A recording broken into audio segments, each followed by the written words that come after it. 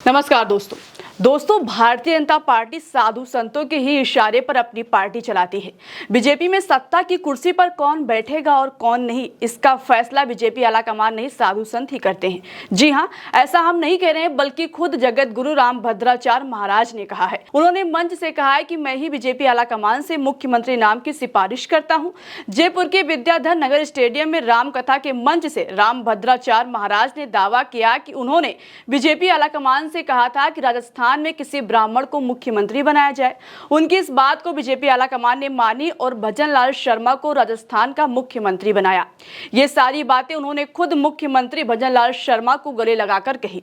रामभद्राचार्य ने सीएम शर्मा से कहा, मैं आपके शपथ ग्रहण समारोह में भी आया था। जब इस बात की चर्चा चल रही थी कि राजस्थान की बागडोर किसे दी जाए, तो मैंने ऊपर वालों को संकेत दिया था कि इस बार राजस्थान की सत्ता ब्राह्मण को दी जाए।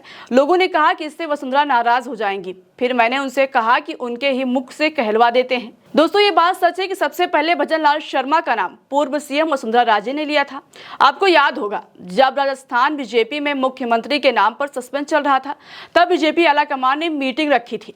मीटिंग में राजनाथ सिंह ने वसुंधरा राजे को एक पर्ची पकड़ाई जिसमें भजन लाल शर्मा का नाम लिखा हुआ था। जब पर्ची को वसुंधरा राजे ने खोला तो भजन लाल शर्मा का नाम देखा और उसको पढ़ा, जिसके बाद ये तय हुआ कि राजस्थान का सीएम भजन लाल शर्मा बनेंगे। दोस्तों, इससे सवाल ये है कि क्या इस पूरी प्लानिंग की तैयारी रामभद्राचार्य महाराज ने की है?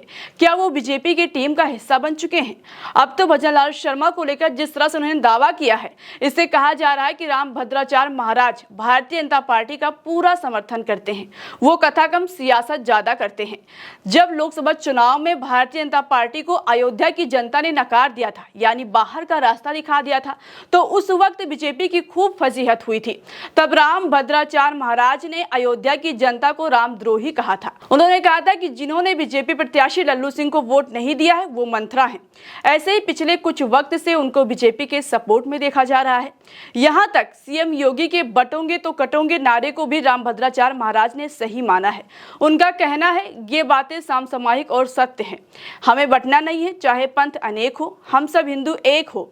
जब हम सब एक होकर रहेंगे, हमारा कोई बाल भी बांका नहीं कर सकता। जैसे एक उंगली एक होती है तो कोई भी तोड़ देता है, लेकिन जब एक मिलकर मुक्का बन जाती है तो तोड़ने वाले के दांत टूट जाते हैं। दोस्तों, ऐसे ही कई मौकों पर रामभद्राचार्य महाराज को बीजेपी का फेवर लेते देखा गया है। उनके सुर में सुर मिलाते देखा गया है। अब तो राजस्थान में रामकथा की मंच से उन्होंने साफ कर दिया है कि बीजेपी से उनका रिश्ता कैसा है। फिलहाल दोस्तों, इस खबर में अभी के लिए इतना ही। चलते हैं, अपना ख्याल रखिएगा। नमस्कार।